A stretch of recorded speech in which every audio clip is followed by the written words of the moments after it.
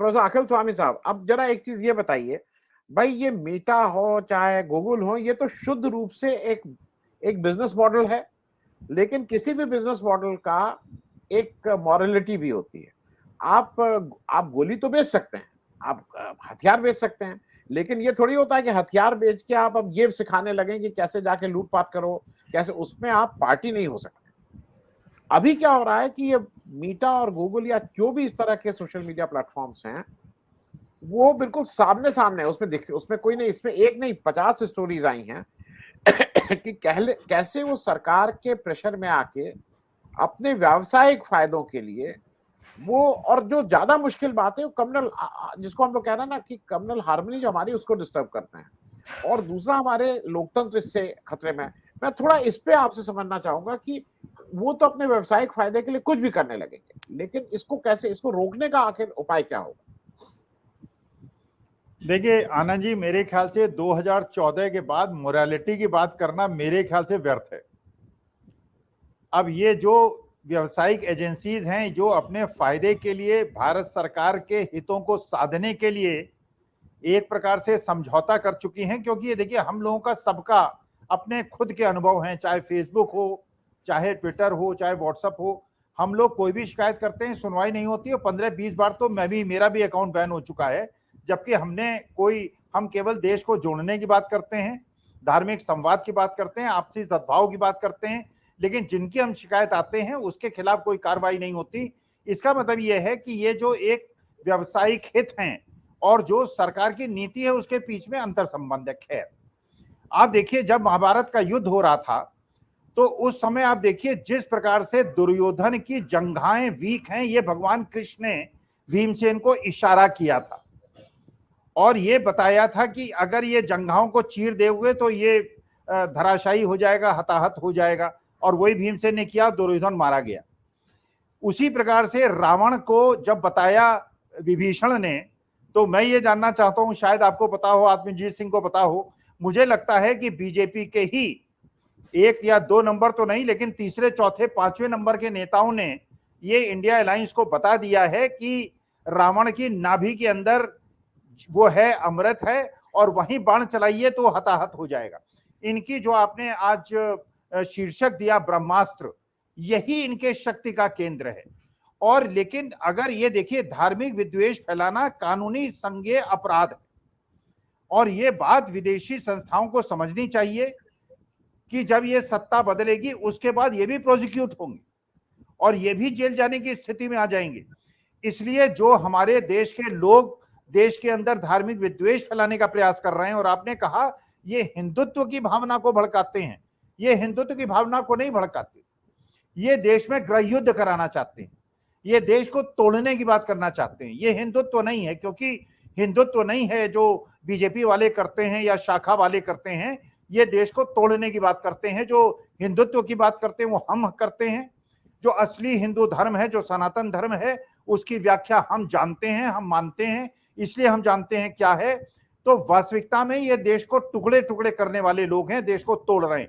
और एक जो इंडिकेटर मिला है, जो आपने देखा कारगिल का जो वहां पे चुनाव हुए, और वहां पे ये निष्कर्ष आया कि बीजेपी को केवल 2 सीटें मिली, जबकि ये प्रचार प्रसार किया जा रहा था कि धारा 370 हटने के बाद जम्मू और लद्दाख एरिया में जो एनडीए अलायंस है बुरी तरह से जीतेगा।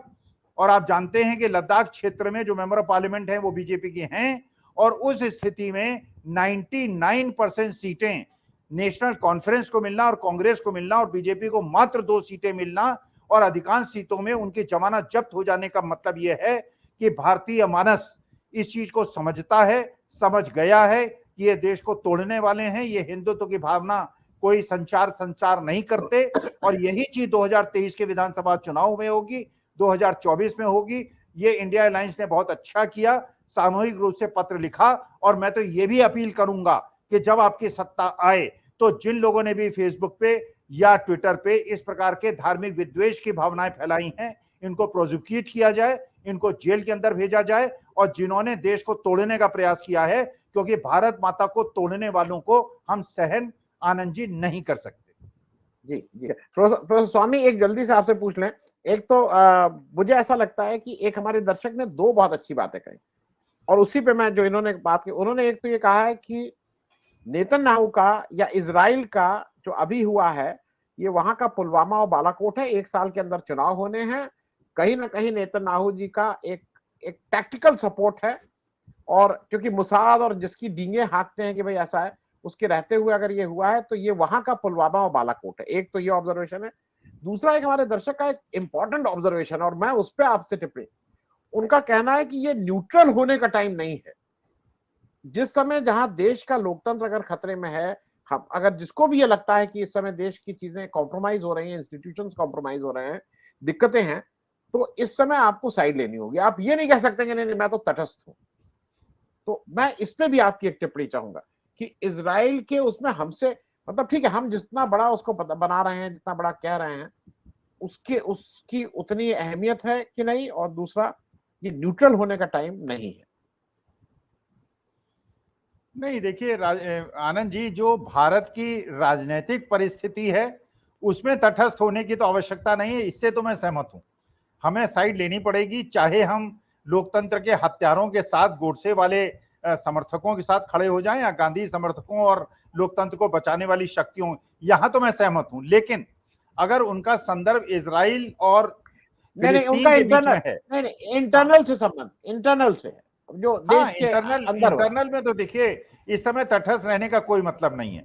इस समय तटस्थ रहने का मतलब यह है कि आप मोदी जी का समर्थन कर रहे हैं, लोकतंत्र की हत्या करना चाहते हैं, देश में अराजकता पैदा करना चाहते हैं और देश को तोड़ना चाहते हैं। तो चलिए, जो चाहते हैं वो करें। लेकिन हम जैसे लोग, जो गांधीवादी लोग हैं, जो अहिंसावादी लोग हैं, जो देश के 142 करोड़ लोगों को प्यार करते हैं, हम लोग तो तटस्थ नहीं रहेंगे, हम विरोध करेंगे। और हम हर वो शक्ति से अपना प्रयास करेंगे जो देश को एकजुट रखने की जिसको आवश्यकता है। जो दूसरा संदर्भ लिया आपने, देखिए, आपने सुना होगा ना कि वो जहां जहां चरण पड़े संतन के होवे बंटाधार। जी जी। तो हमारे मान देखिए, हमारी जो एक्सटर्नल अफेयर मिनिस्ट्री है उसका स्टैंड कुछ दूसरा है इजराइल के मसले पे, और माननीय मोदी जी का स्टैंड कोई दूसरा है। अगर मोदी जी ने अगर डोनाल्ड ट्रंप को जिताने की बात न की होती तो हो सकता है डोनाल्ड ट्रंप प्रेसिडेंट बन जाते। तो वहां चरण डाले, डोनाल्ड ट्रंप हार गए। जापान में इन्होंने अपने चरण डाले, उनके बड़े झप्पी लगे, वो बेचारे चले गए दुनिया छोड़ के।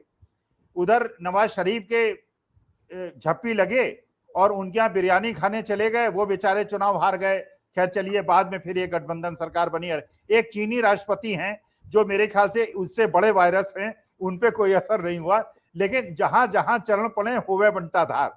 हम लोग तो तटस्थ नहीं रह सकते। देखिए, हम तो गांधीवादी लोग हैं, हमारे लिए मुसलमान भी उतने प्रिय हैं। मैं शिक्षक हूं, मेरी क्लास में चाहे हिंदू हो, मुसलमान हो, दलित हो, ठाकुर हो, ब्राह्मण हो, वो स्टूडेंट है। और देश के राजा के लिए 142 करोड़ उसके परिवार के सदस्य हैं। अगर वो उनको एक तरह से नहीं देखता तो वो राजा नहीं है, वो राजा रहने योग्य नहीं है। वो गंगा किनारे जाए, कहीं धूनी रमाए और अपने माथे पे लेके डमरू बजाए, लेकिन गंगा मैया उनको नहाने नहीं देंगे, इतने ज्यादा पाप धोने नहीं देंगे। एक ऋषिकेश में बैठे थे और एक जाके गौरी कुंड में बैठे थे। मेरे ख्याल से वहां पे जो जलधाराएं हैं उन्होंने स्नान करने की अनुमति दी नहीं, क्योंकि स्नान करने की कोई फोटो मैंने देखी नहीं। जी जी।